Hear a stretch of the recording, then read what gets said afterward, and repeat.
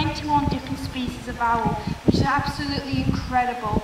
But the ones beside the tea room that have a little fence around them, these are the ones that generally come out and do our demonstration.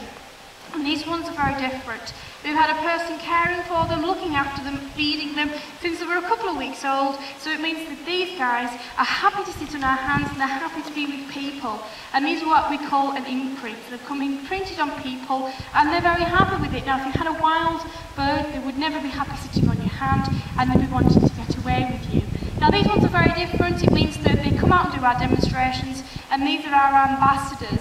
There's no way we could then release these individuals back out into the wild because they'd have no idea on how to look after themselves because a person's always done that job. So if these birds were to fly off, they're more likely to go around to the cafe and wait for one of you guys to feed it. And how many of you have got a mouse with you today?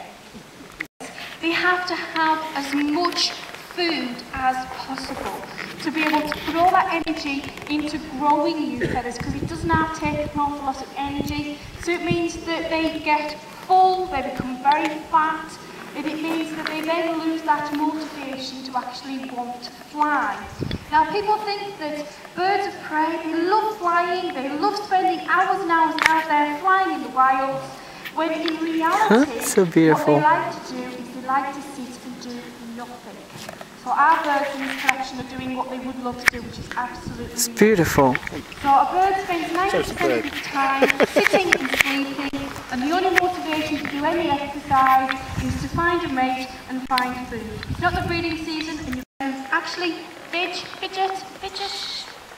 He's only 5 months old, and he gets confused because he thinks, if I hear a voice is going to feed me. So where's the loudest voice coming from? It's coming from the speaker. But he hasn't realised yet the speaker's not going to feed you.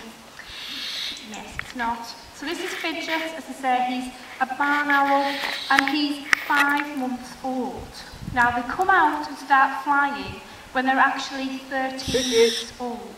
An owl is fully grown and fully feathered at 12 weeks old. At 12 weeks old, they are classed as an adult. And it means that they go back out into the wild, not into the wild, but at 12 weeks old they are no longer a baby, they're an adult. So it means they're fully feathered, they're not going to get any bigger, and they come out and start doing the demonstrations because an owl, Fidget, becomes incredibly set in its ways very, very quickly.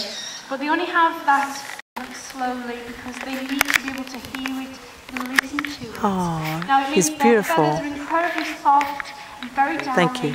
Independent, they become incredibly willful. Now Moss, she hates to do any flying, she hates it and loathes it. So it means that for her, if she does a couple of months, that's it's more the than most enough beautiful for her. one. She wants to spend the rest of the day, the rest of the year doing absolutely nothing. And she can be incredibly mean with it, which means that she generally gets her own way. But we bring her out for you to actually have a little look at her because the European eagle owl is the largest owl species in the world. It's incredibly. Now Moss here, she looks big and she is big, but they can actually get a lot bigger than that Moss is. Now Moss weighs about 6.5 pounds, especially at the moment, with her not being at her